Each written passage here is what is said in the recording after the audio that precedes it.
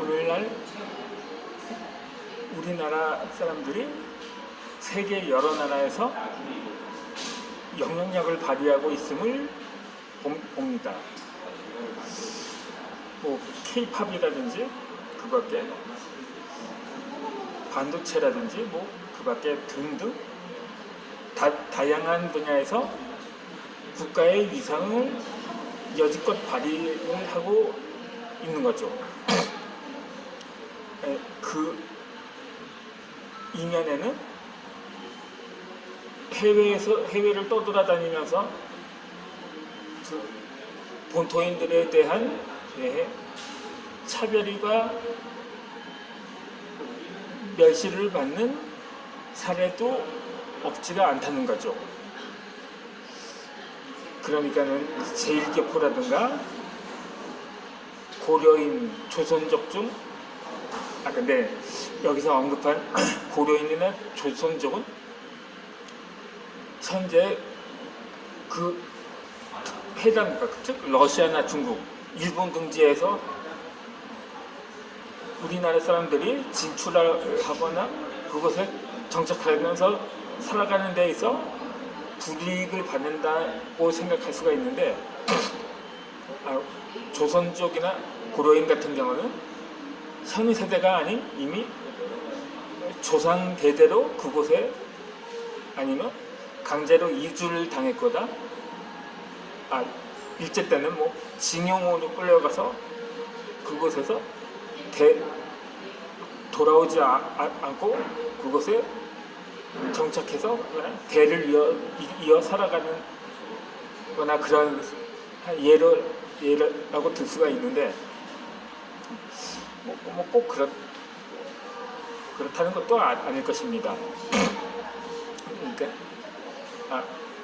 특히 이민자 그 나라를 이민을 갔다든지 요즘 우리나라에도 제1기표라고 치면 뭐 조총련계도 있고 뭐 그렇게 나눌 수가 있는데 우리나라가 과거 일본이 더 선진국이었던 시절에 아마 우리나라 사람들이 많이 이민을 가서 살았을 거라고 아니면 뭐 요즘 같은 경우는 투자 이민이라고도 할 수가 있죠. 그래서 진출해서 뭐 일자리를 얻기 위해 간다든지 그러한 사례도 많거든요.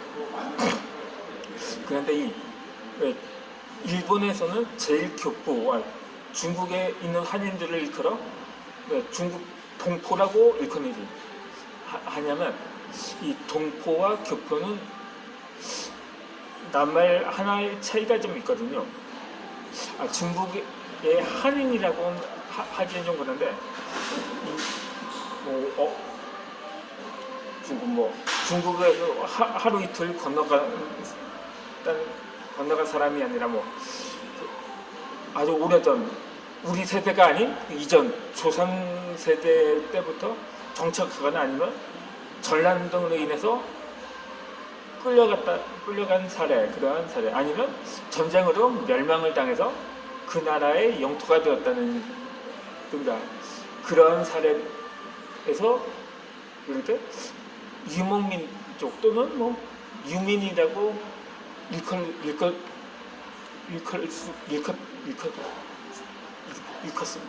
일컫는데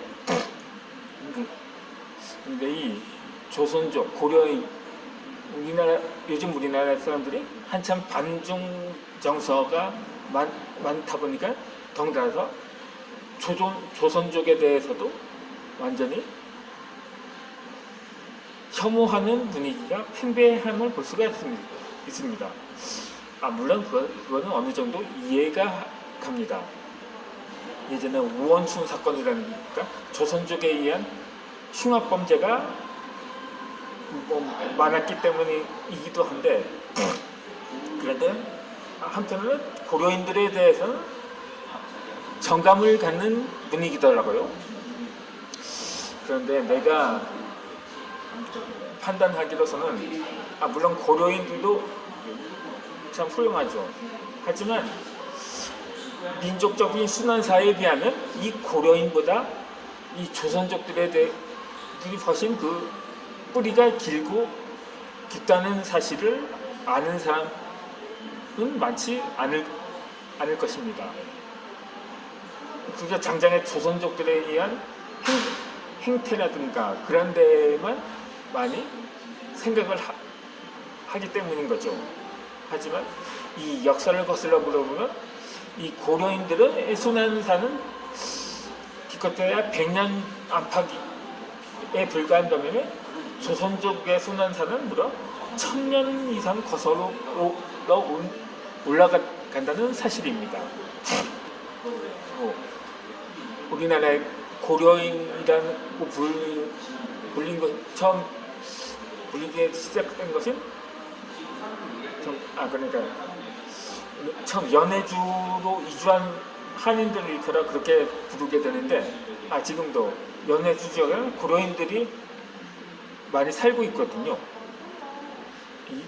그러니까 이 19세기 말에 연해주를 이주를 시작으로 그러다 일제 때는 그 러시아가 공산화되면서 이 스탈린이라는 독재자에 의해서 강제 이주를 하게 됩니다.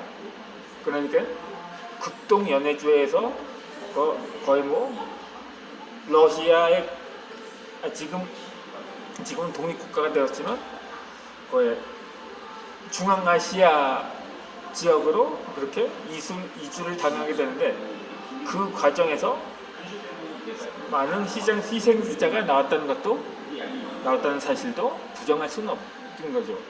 추위와 굶주림에 시달리면서 많은 우리의 선조들이 고난을 받았었죠.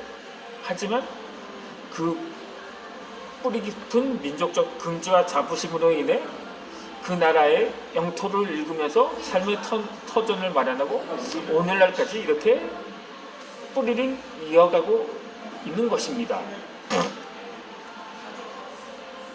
반면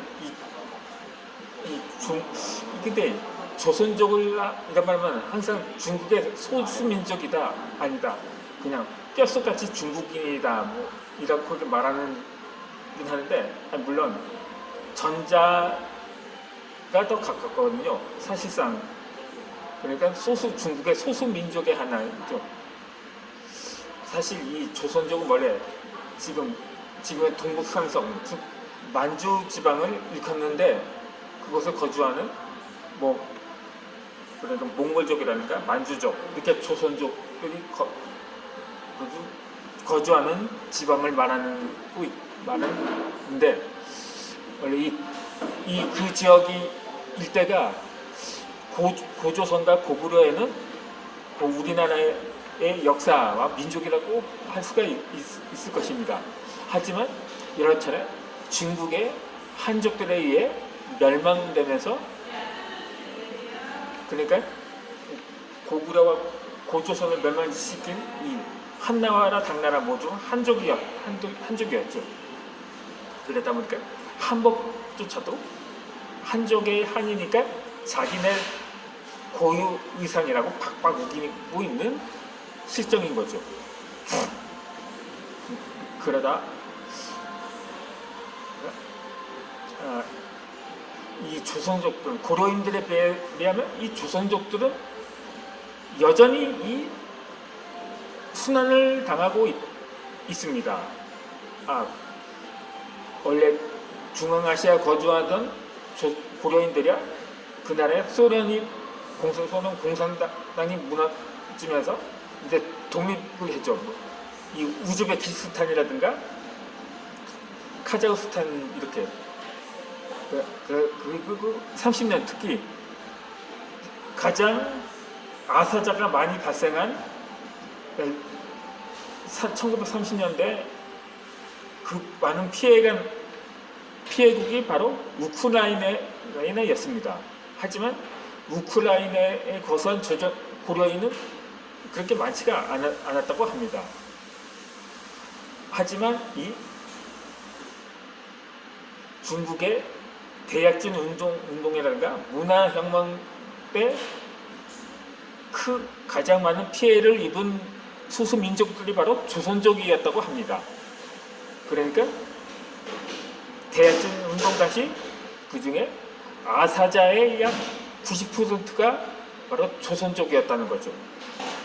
문화혁명 때도 마찬가지거든요. 사실상 철저히 내실은 완전한 공산주의 운동이라고 하지만 실질적으로는 완전히 더욱 명실상부한 한족 국가를 만들기 위해서 소수 민족들의 씨를 말리고자 했던 정책이나 다른 없었던 거죠. 그러다 보니까 이 조선족이라든가 만주족 같은 이 소수 민족들이 피해가 컸던 거죠. 지금도 마찬가지거든요. 지금 뭐 중국에서 뭐 정전 사태가 발생해서 했는데 그 중에서 가장 심각한 곳이 조선 쪽 밀집 지역이라고 합니다. 뭐 그것이 의도적이었던가 아니었던가 아무튼 그것도 만약에 전력난이 그것이 자연 현상인 경우 그렇게 고의적으로 물론 이렇게 절제를 할 수가 있는 거죠. 그러다 보니까 지금 사실 역사가 이 식민 역사라든가 그 역사가 오래되면 타국에 의해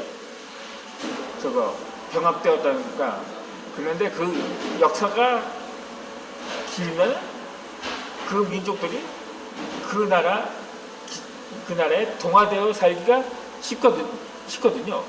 그런데 이 티베트족이랑 이구르족은 각각 70년, 200년이나 되었음에서 여전히 분리 독립을 주장하고 있는 이유가 그것이거든요.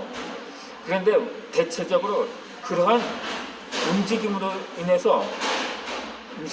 우려해서 당시 당국은 식민 지배를 하고 있는 국가의 출신의 이 민족들에 대해서 어느 정도 유화책을 펼쳐야 함에도 불구하고 계속해서 탄압하고 차별 정책을 계속 지속하다 보니까 이 민족들이 뚜껑이 안 열리겠습니까?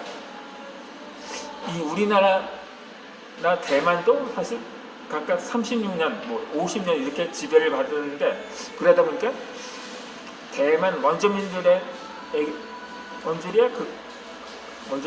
여전히 친일 성향이 많은 거죠.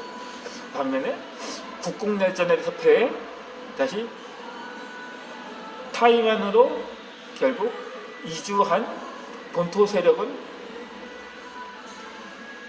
아직 반일 성향이 깊고 그렇다는 거죠. 그런 것은 당연히 반공적인 성향도 있지만 말입니다. 그렇게 해서 우리나라에서는 일제 36년 거의 한 30년 차 되면서 원래는 민족주의 성향이 있고 또 한일 정신이 있었던 지식인들 중에 사이에서 이 친일로 돌아선 사람이 다소 있었거든요. 우리가 많이 알다시피 소설가 이광수라든가 김말란 이런 사람들이 참 운이 지지력도 없는 사람이거든요. 그러다 얼마 되지 않아 해방이 되었는데 결국 그러다 보니까 그들의 말년이 비참해졌던 거죠. 결국 일제야 유화 정책도 번갈아 통치를 하다 보니까 일제에 동화된 사람도 나왔다는 것입니다. 어찌되었든 오늘 나는 영상을 이어서 올려드리도록 하겠습니다.